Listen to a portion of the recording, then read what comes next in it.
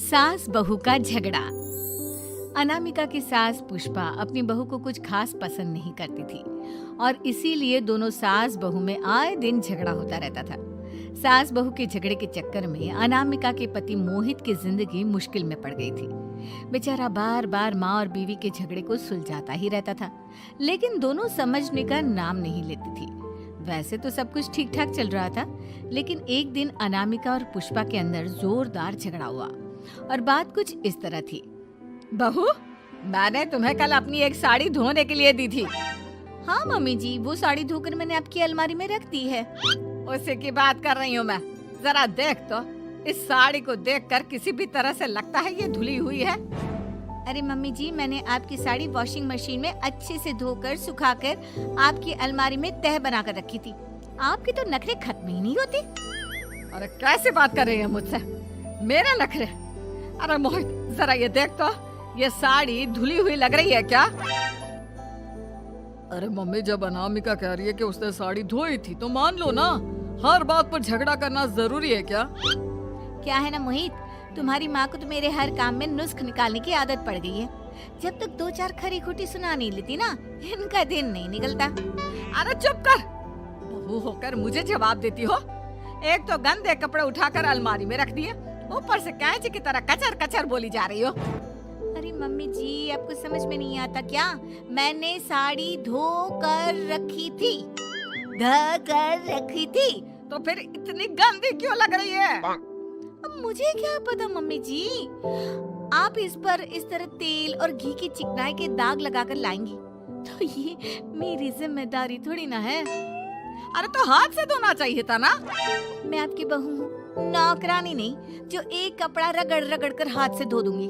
आपको पहननी है तो पहनिए, नहीं तो रख दीजिए। तुझे तो मैं अच्छी तरह बताऊंगी, मुझे जवाब देती है। एक दिन सुबह के वक्त। अरे अनामिका, मेरी व्हाइट शर्ट कहाँ है? आज ऑफिस में बहुत बड़ा प्रेजेंटेशन है और मुझे वो व्हाइट शर्ट पहन कर जाना है।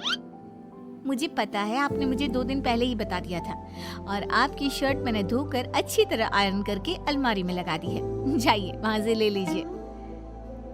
अनामिका, ये तुमने क्या किया? ये देखो, शर्ट पर लिपस्टिक का दाग लगा हुआ है और ये तो एक जगह से जल भी गई है। नहीं नहीं मोहित, ऐसा नहीं हो सकता। मैंने तो तुम्हारी शर्ट ठीक से इस्त्री करके अलमारी में लगाई थी। तो फिर ये जल कैसे गई अपने आप?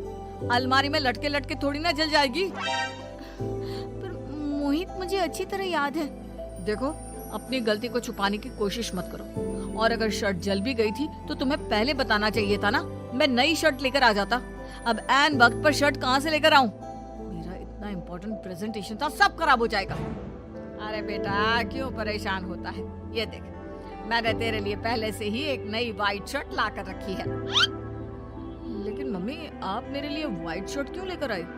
अरे मुझे पता था तेरा प्रेजेंटेशन होने वाला है और अपनी इस बहू पर तो मुझे बिल्कुल भी भरोसा नहीं। क्या पता मेरी साड़ी की तरह तेरी शर्ट भी गंदी करके रख देती। और देख, वही हुआ ना। बेटा, सारी टेंशन छोड़ और ये नई शर्ट पहन कर जा। थैंक यू मम्मी, आज तो आपने बचा लिया मुझे। कुछ दिनों के बाद। अरे अनामिका, जानती हो, ऑफिस में मेरा जो दोस्त है ना अमर, आज उसका बर्थडे है और उसे तुम्हारे हाथ का चॉकलेट केक बहुत पसंद है। थोड़ा सा बनाकर टिफिन में रख दो ना प्लीज। हाँ हाँ, क्यों नहीं, मैं बहुत अच्छा केक बनाकर आपके दोस्त के लिए रख दूंगी। तुम्हारे हाथ का खाना खाकर तो वैसे ही मेरे ऑफिस के सारे लोग इतनी तारीफ करते हैं, क्या बताऊं। आप प्लीज एक अच्छा सा केक और बना दो, मेरी तो ऑफिस में शान बढ़ जाएगी। अनामिका केक बनाने के लिए रख देती है। पुष्पा चुपचाप जाकर उस पे ढेर सारा नमक डाल देती है। देख अमर, तेरी भाभी ने तेरे लिए चॉकलेट केक बनाकर भेजा है, तुझे बहुत पसंद है ना? यार, तू बहुत किस्मत वाला है, भाभी इतना अच्छा खाना बनाती है और साथ में केक भी। वैसे भाभी को थैंक यू बोलना। थैंक यू बाद में, पहले तो ये केक खा कर देख। बहुत मेहनत से बनाया है अनामिका ने। अरे यार, इस केक में तो बहुत सारा नमक है। लगता है भाभी ने शक्कर की जगह खूब सारा नमक डाल दिया है।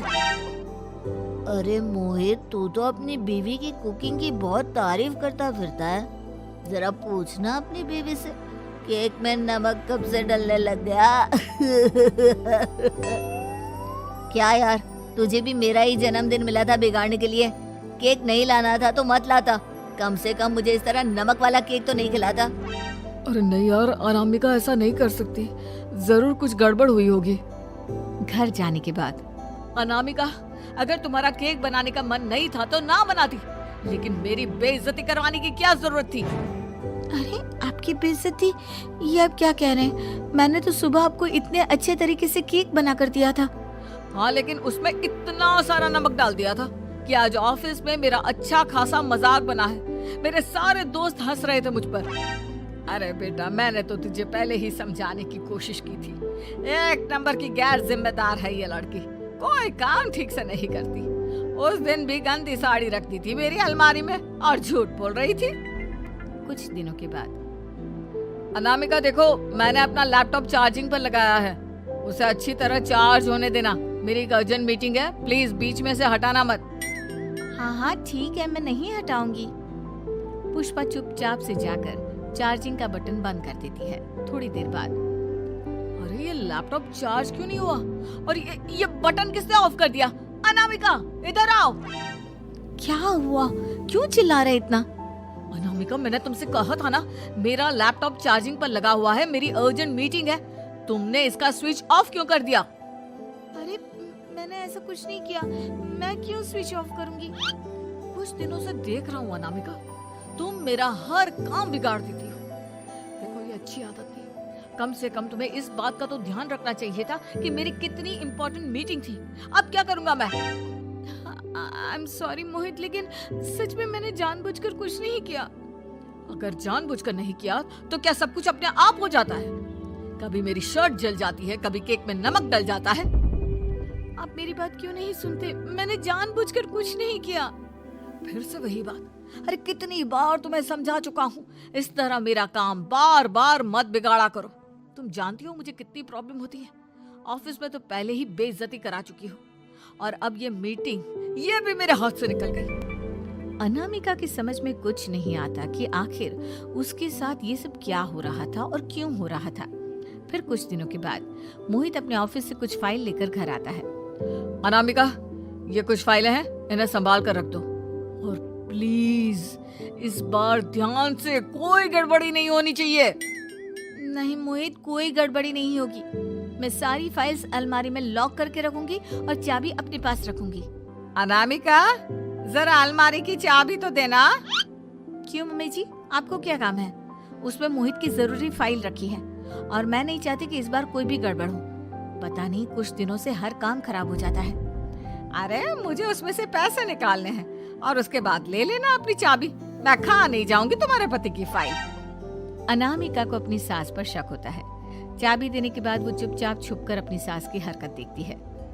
ये फाइलें उठाकर डस्टबिन में डाल देती हूँ, फिर देखना कैसे मोहित इसकी खबर लेगा। इस बार तो छोड़ेगा नहीं इसे।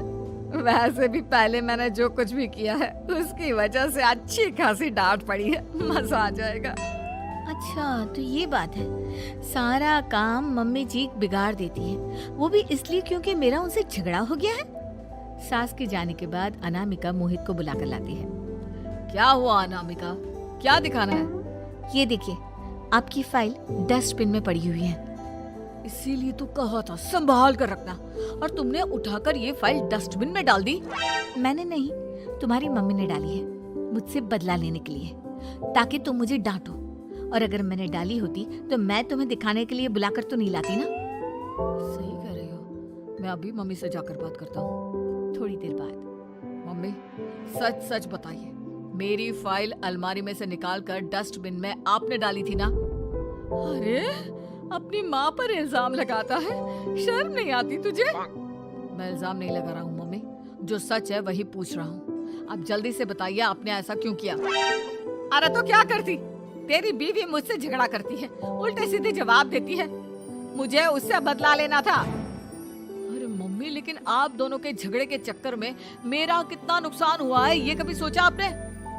मम्मी जी, अगर आपका बदला पूरा हो गया हो तो आइंदा ऐसी कोई हरकत मत करना, क्योंकि अब आपकी सच्चाई हमारे सामने आ चुकी है। ये तो वक्त ही बताएगा मैं क्या करूंगी और क्या नहीं। मम्मी जी, कहा ना आप ऐसा कुछ नहीं करेंगी। में मेरी जो मर्जी आएगी वो मैं करूंगी। मेरा सर घूम रहा है, सास बहू के झगड़े में मेरी